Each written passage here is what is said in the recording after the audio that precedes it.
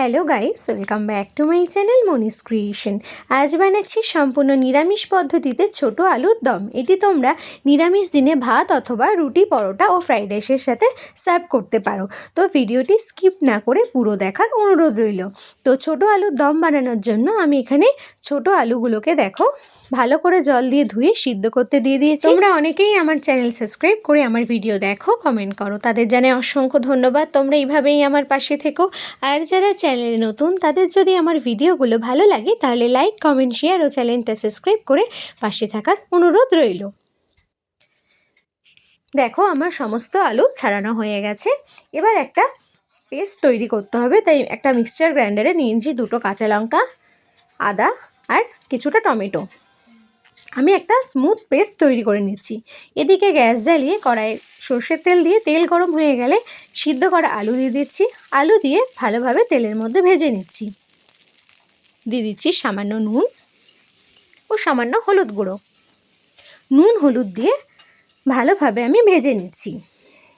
তোমরা কারা কারা এই শীতকালে ছোট আলুর দম খেতে ভালোবাসো তারা কিন্তু অবশ্যই আমাকে কমেন্টে জানিও। যদি রেসিপিটি ভালো লাগে তাহলে লাইক, কমেন্ট, শেয়ার ও চ্যানেলটা সাবস্ক্রাইব করে পাশে থাকার অনুরোধ রইল। দেখো আমার আলু ভাজা হয়ে গেছে। এবার আমি একটা বাটিতে তুলে রাখছি। ওই একই কড়াই আরও সামান্য পরিমাণ তেল দিয়ে তেল গরম হয়ে গেলে ফোড়নের জন্য দিয়ে দিচ্ছি 2টো ছোটো এলাচ, 2টো দারচিনি, একটা তেজপাতা, দিচ্ছি জিরে ফোড়ন। 5 থেকে 10 সেকেন্ড নাড়িয়ে নেওয়ার পর দিয়ে দিচ্ছি যে মশলার পেস্টটা রেডি করেছিলাম সেই মশলার পেস্টটা দিয়ে ভালোভাবে মিশিয়ে নিচ্ছি।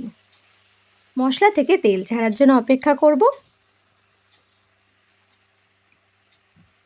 দেখো আমার মশলা থেকে তেল ছেড়ে দিয়েছি। এই অবস্থায় দিয়ে দিচ্ছি সামান্য পরিমাণ জল দিয়ে আবারও ভালোভাবে মিশিয়ে নিচ্ছি।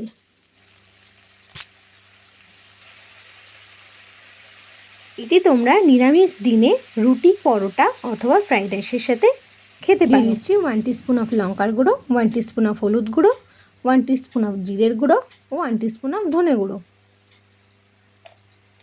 সমস্ত মশলা দিয়ে ভালোভাবে মিশিয়ে নিচ্ছি। মশলা কষার জন্য অপেক্ষা করব। দিয়ে দিচ্ছি 1 চামচ নুন ও 1 টিস্পুন অফ চিনি।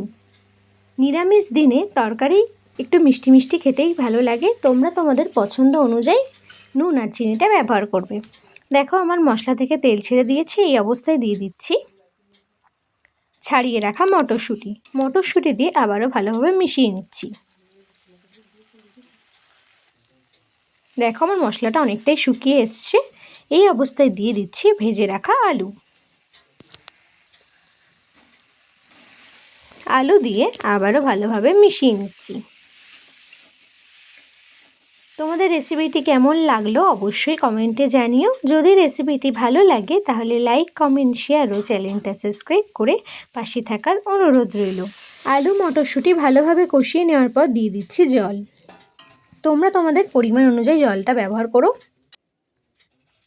জল দিয়ে এবার হাই ফ্লেমে আমি ফুটতে দেব। দেখো এখানে আমার তরকারিটা ফুটছে। 3 থেকে 4 মিনিট পর দিয়ে দিচ্ছি কেটে রাখা ধনে পাতা দিয়ে আবারও ভালোভাবে মিশিয়ে নিচ্ছি। শেষে দিয়ে দিচ্ছি সামান্য গরম মশলা। তোমরা তোমাদের পছন্দ অনুযায়ী ঝোলটা ব্যবহার করো। যেহেতু আমরা ভাতের সাথে খাবো সেই জন্য একটু বেশি পরিমাণে ঝোল রেখেছি। আমার তো তৈরি সম্পূর্ণ নিরামিষ পদ্ধতিতে ছোট আলুর দমের রেসিপিটি তোমাদের কেমন লেগেছে অবশ্যই কমেন্টে জানিও। যদি রেসিপিটি ভালো লাগে তাহলে লাইক, কমেন্ট, শেয়ার ও চ্যানেলটা সাবস্ক্রাইব করে পাশে থাকার অনুরোধ রইল। আবারও দেখা হবে একটা নতুন রেসিপিতে। Thanks for watching.